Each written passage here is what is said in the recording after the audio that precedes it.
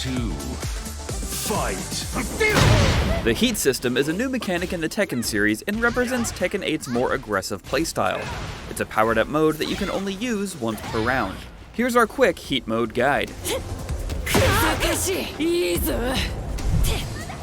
There are many advantages to being in heat, such as inflicting chip damage while your opponent is blocking, extending combos with heat dashes, unlocking specific move properties for different characters, and creating the opportunity for a heat smash, a powerful ender that will make you automatically exit heat mode. You start with a full heat meter every round and can enter heat in one of two ways: a heat burst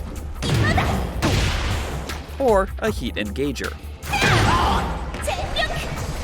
You can perform a heat burst anytime during the round when you don't already have heat activated. When activating a heat burst, the camera will zoom in on your character and you'll perform an attack. Whether the attack connects or is blocked, you will enter heat mode and have a slight frame advantage. You can also just activate heat mode without the follow-up attack by pressing back twice after activation. Heat engagers are different for every character. There are specific moves that will activate heat mode when you land them. Upon landing a heat engager, your enemy will be knocked away and you will automatically run towards them, putting you in frame advantage. This is your opportunity to make them guess whether you will use a high, mid, or low attack, or even a throw. After heat has been activated, your offense will be much more threatening, and all of your attacks will start doing chip damage. This chip damage will be recoverable until you hit the opponent with certain attacks or rage arts.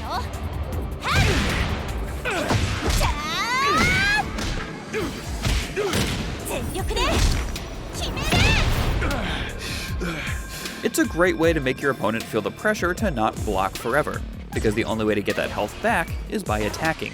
It won't recover on its own.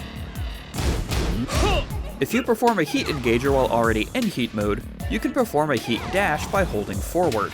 A heat dash will keep you in your opponent's face and can be used as a way to extend pressure if they're blocking, or to continue combos if the heat engager landed to increase damage and wall carry.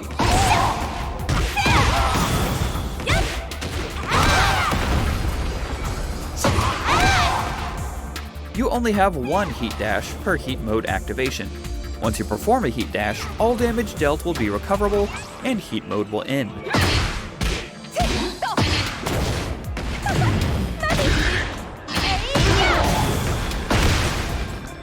Heat smashes are powerful attacks you can perform in heat mode with the same input you used for heat burst. Heat smashes can be a great way to inflict damage with a character you're still learning, as performing any launcher into heat burst and then heat smash will always combo. Like heat dashes, heat smashes will immediately end heat mode, so it may be best to wait until your heat meter is almost completely out before performing them, so you can use the benefits of heat mode to their fullest before it ends.